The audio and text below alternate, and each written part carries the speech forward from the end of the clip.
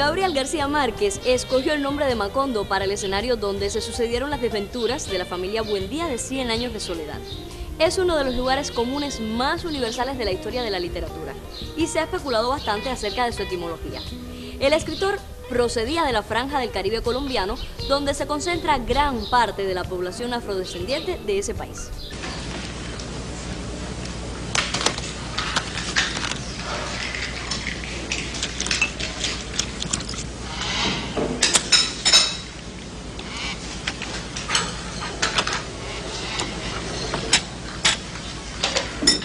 Ya estás en tiempo de desbravar, ¿eh? Suéltala, Blanco. De esta agua no beberás mientras yo esté viva.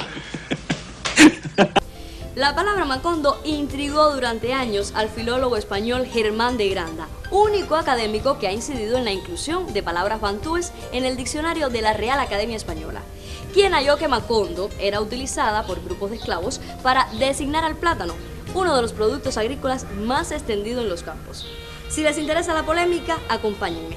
Yo soy su presentadora María Luisa Bringas y ya les invito a conocer qué opina el público.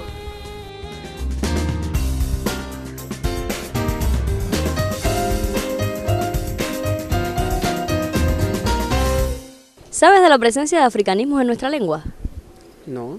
Nuestra lengua, ¿no? Nuestro idioma español, sobre todo el cubano, porque ya vamos a hablar en Cuba precisamente, está en una liga total y toda la influencia africana, por supuesto, ha influido en todo el transcurso de desarrollo del país y de la historia cubana.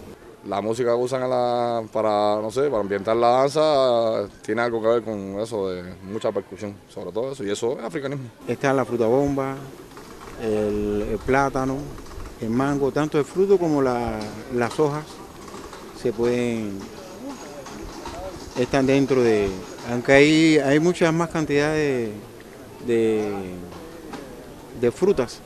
Sí, conozco. Yo soy angolano y, por ejemplo, hay una lengua que se llama Umbundu, que deriva de la lengua bantu. Así que casi todas las palabras provienen de ahí. ¿Y me puedes mencionar algún nombre de alguna comida, algún alimento, fruta que proviene de África? Bueno, tenemos el cacao,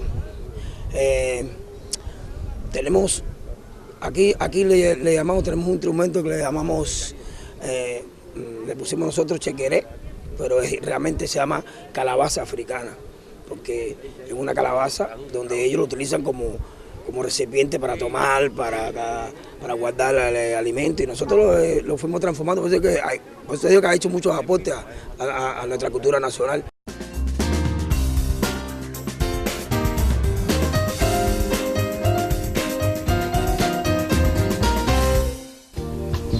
Como cualquier otra lengua, el español siempre se ha enriquecido del contacto con otros idiomas.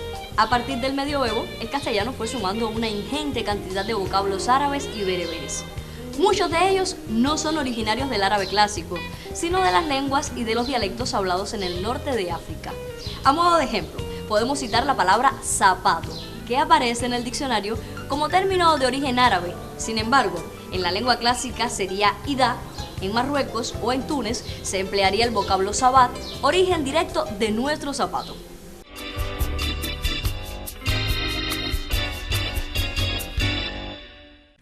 Las palabras de origen africano incorporadas al español general, al de Hispanoamérica o al de las Antillas, corresponden a nombres de plantas y frutas, comidas y bebidas, instrumentos musicales y danzas, sustantivos y adjetivos diversos.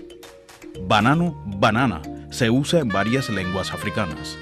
Procede probablemente de una lengua del oeste africano. Ñame es una planta llevada a América desde el África Occidental. Palabras de idéntico significado aparecen en las lenguas de África Occidental.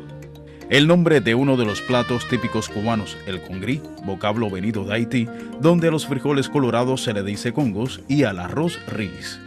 Chévere es algo excelente, de calidad superior, muy satisfactorio y está registrada en la Academia de la Lengua. Está poco documentada la existencia de palabras en la lengua española procedentes del África subsahariana. En América Latina, con la presencia de aproximadamente 14 millones de esclavos del siglo XVI al XIX, la afluencia de vocablos procedentes de etnias yoruba, quimbunda o kikongo se manifiesta en mayor medida en las variantes del castellano de algunas zonas con elevada influencia africana. Aunque la inmensa mayoría de los esclavos eran de origen bantú, la proximidad lingüística que existía entre ellos no era suficiente para que se estableciera una comunicación fluida. De este modo, resultó más fácil alinear la lengua del colonizador con palabras propias.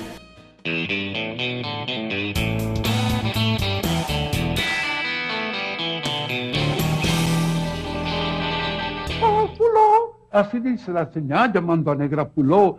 ¿Dónde está el pomo de esencia que tu señor me mandó? ¿Fuiste tú que lo robó? ¿Fuiste tú, Negra Puló? Esa Negra Puló, esa Negra Puló. El señor buscó a la negra con el fuete del mayor.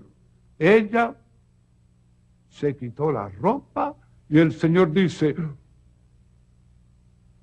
Fuló. En Cuba, a partir de los años 70 y 80 del siglo XX, se iniciaron los primeros estudios científicos más especializados sobre la cuestión. El elemento cultural afroamericano es indisociable para el estudio del influjo bantú en el español, pues la mayoría de los vocablos de origen africano en Cuba están estrechamente ligados a los rituales religiosos.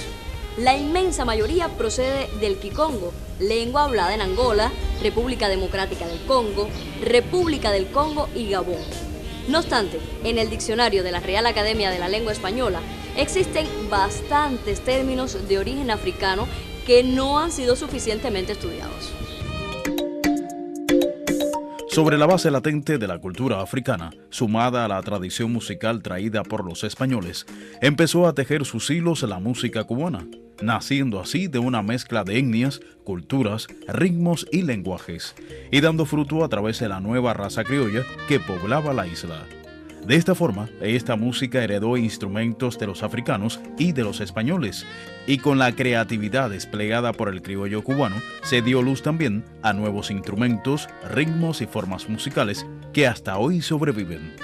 La forma de música más popular en Cuba es el son, que usa las guitarras, el tres, un instrumento de música que tiene 3 cuerdas, bongos, claves, maracas y voz.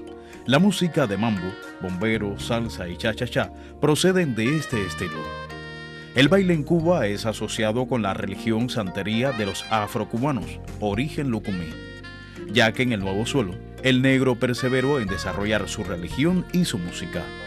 Lograron a través del canto y el baile los simbolismos y las funciones de los rezos y otras manifestaciones contactarse con sus dioses.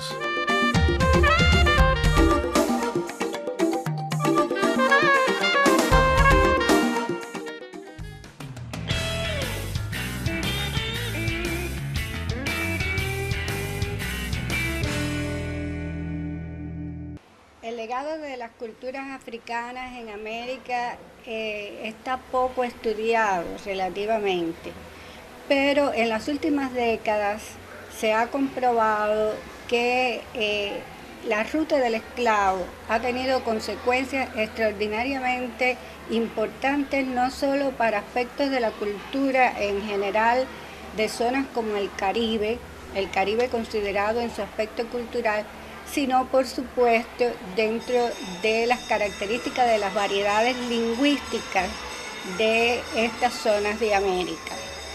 Con la ruta del esclavo llegaron muchísimas culturas africanas, porque siempre hay que hablar en plural cuando se habla de culturas africanas. Pero hay 4 que son muy importantes para nuestra conformación de identidad nacional. Una es la cultura yoruba, que desde el punto de vista lingüístico es el sostén de la santería. En segundo lugar está la cultura ehuefón, que es el sostén de todas las tradiciones ararás. Y en tercer lugar está la cultura efik, que es el sostén de la sociedad de los abacuá y que por supuesto ha aportado muchas palabras, muchos vocablos que todavía los que practican estos sistemas religiosos los mantienen.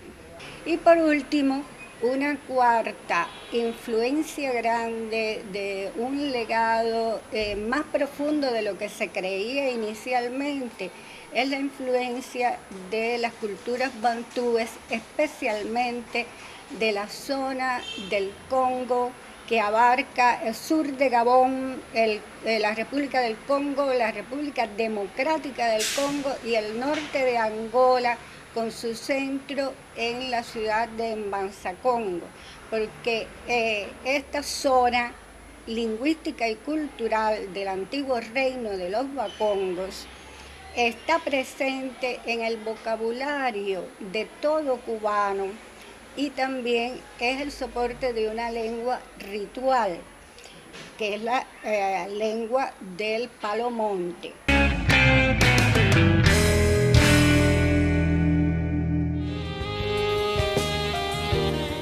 Cuba es uno de los pueblos más mezclados, mestizos, de todas las progenituras, según afirmó el reconocido culturólogo cubano Fernando Ortiz. Por lo tanto, esta particularidad no es exclusiva del componente tecnológico. En esa mezcla de lo español, de lo africano, lo chino, entre otras mezclas del pueblo cubano, su lengua también es fiel exponente de esta afirmación.